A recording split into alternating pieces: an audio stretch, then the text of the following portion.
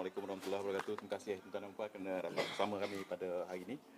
Sebagaimana sedia maklum, KESO sebaik saja mendapat tahu mengenai kemalangan yang melibatkan Allahyarham Fajin Jufa bin Muhammad Mustafa, jurulatih penerbangan yang terkorban akibat naas pada 1 hari bulan lalu, melalui skuad KESO Prihatin telah mengambil tindakan segera untuk mendapatkan maklumat berkenaan sama ada beliau adalah seorang pekerja yang berdaftar di bawah peta KESO, dan berdasarkan kepada maklumat yang diperolehi, KESO mendapati beliau adalah seorang pencarum dan memenuhi syarat-syarat yang diperlukan untuk diproses di bawah skim keselamatan sosial pekerja KESO.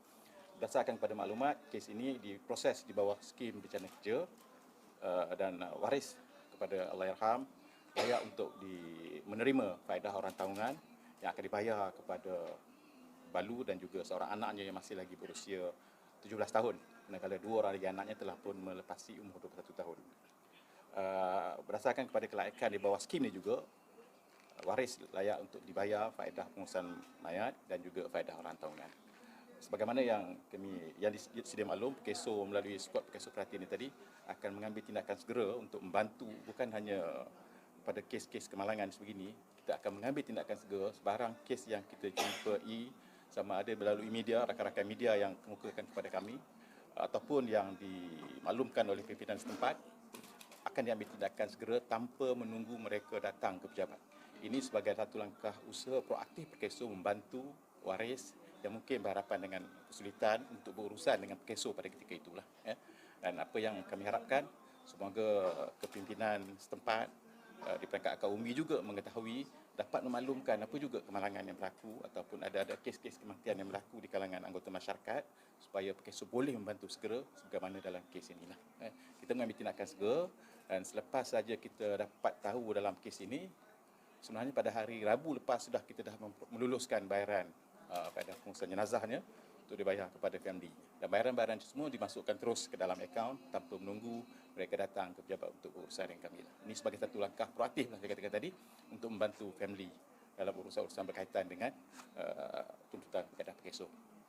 Difahamkan mangsa baru saja mencarum dengan KESO Ya, selepas saja almarhum bersara daripada Perkhidmatan Tentera, dia telah berkhidmat dengan syarikat penerbangan swasta dan di situlah carumannya yang melayakkan dia untuk dibayar di bawah skim keselamatan KESO ini. Saya suka seru jugalah kepada rakan-rakan kita di luar sana, apabila mereka bertukar perkhidmatan sama ada daripada perkhidmatan sektor awam ke swasta, pastikan ada caruman itu dibayar.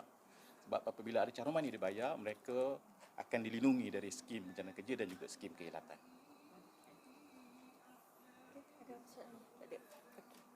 Ada apa lagi nak tambah? Itulah sebagaimana yang saya katakan tadi, kita punya hasrat untuk membantu segera yang boleh kepada waris apabila berlaku kemalangan. Tapi tidak semua kemalangan itu kita tahu kan. Ada kemalangan-kemalangan yang mungkin tak disiarkan di dalam akhbar. Tapi masyarakat setempat tahu. Masyarakat tempat, pimpinan setempat dapat cerita, dapat tahu mana berita-berita berkenaan. Dan ini boleh dikongsikan dengan kami. Dan apabila kami di KESO tahu, kita ada tim skuad KESO Prihatin di seluruh Malaysia, di setiap pejabat kita, mereka akan mengambil tindakan segera membantu waris dalam urusan-urusan yang berkaitan. Yang saya katakan tadi, untuk mempermudahkan urusan. Sebab apa, mungkin dalam keadaan-keadaan begini, kalau meninggalkan isterinya itu mungkin dia tak boleh keluar lagi kan. Ada urusan-urusan ialah dengan dalam edah dan sebagainya. Kita akan bantu dia untuk urusan-urusan yang boleh membantu mereka menyegerakan tuntutan mereka. Biasanya jangka masa berapa lama tu? Tim skuad KESO Prihatin ini sebagaimana yang saya maklumkan tadi, mereka akan dapat maklumat ini cepat. Dalam kes ini kita dapat daripada media sosial lagi kan. Daripada media sosial itu kita dah turun mengambil tindakan menyemak. Apabila kita dapat saja semakan, dapat saja kelayakan, dia akan terus ambil tindakan segera. Dan itu kadang-kadang ada di antara tim kita ini datang, mungkin sehari dua tu dah sampai dah rumah dah. Tapi kadang-kadang hari yang sama tu mereka dah dapat maklumat. Dalam kes ini 3 hari kita dah selesaikan dia punya urusan pembayaran. Dia kemalangan pada meninggal 1 hari bulan. 3 hari bulan kita dah selesaikan urusan pembayaran pada pengurusan jenazah.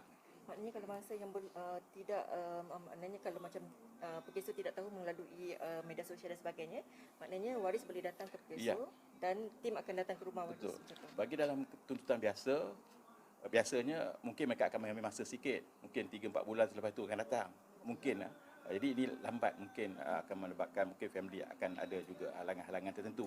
So apabila kita tahu saja kes-kes yang sebegini, akan ada laporan-laporan kemalangan yang sebegini, kematian yang sebegini ataupun orang yang berhadapan dengan musibah sebegini, kita juga akan datang membantu seberapa segera yang boleh. Pada dalam kes ini memang cepatlah kita bayar urusan. Dengan syarat dia untuk pastikan family ada pembelaan. Okey. Apa ni dengan bantuan daripada perkeso ni, adakah disangka memang perkeso akan beri bantuan ataupun selama ni tahu tak ayah ada arwah ayah ada? Saya ada tak tahulah yang kata perkeso akan bantu adik sampai dapat ijazah pertama. Macam bila dengar tu rasa macam lega sikit lah. Okey.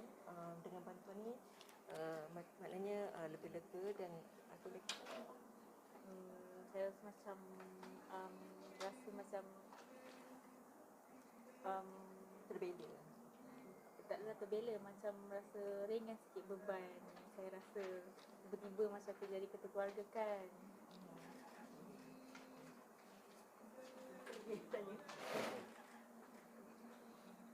So benda ni memang tak dijangka lah. Sebelum ni ayah ada ni lah, kena ada insiden dengan Ada sebelum ni kita sekali tu. sebelum. Waktu tu tahun 2004.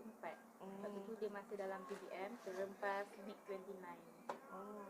Tapi time tu kita orang semua kecil-kecil lagi. Kali kedua lah. Ni kali kedua. So masa lagi siasat kan, belum tahu lagi punca Belum kan. tahu lagi. Okey. So masa dapat tahu tu kat mana? Belum ada dekat mana di situ? Waktu tu kita orang dekat rumah. Tengah makan, tengah dinner, dia dekat sana. Jadi bila kita orang dapat phone call kata Captain Haji ni crash, panik lah. The first thing yang kita orang buat, kita orang terus pergi Ipoh. Lepas tu dalam perjalanan tu lah hospital call, kata suruh pergi pusat forensik. Jadi kan macam dah dekat pusat forensik, memang confirm lah yang salah seorang yang meninggal tu adalah arwah ayah kami. So ada tak macam dia pesanan tak ayah dia ke apa ke sebelum pergi macam tu? Ada tak Pesanan terakhir masa jumpa? Kali tak nasihat-nasihat yang dia selalu pesan tu biasalah sebagai seorang ayah kan. Tapi yang pagi Isnin tu lah saya lah orang terakhir yang jumpa dia.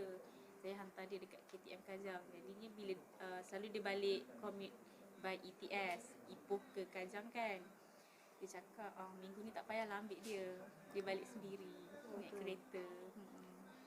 itu yang last dia cakap yang lah. last. Tak sangka pula Tak kan sangka tu pula. terakhir.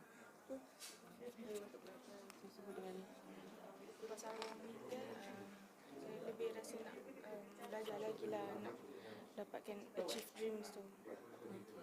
ada macam cita-cita ke?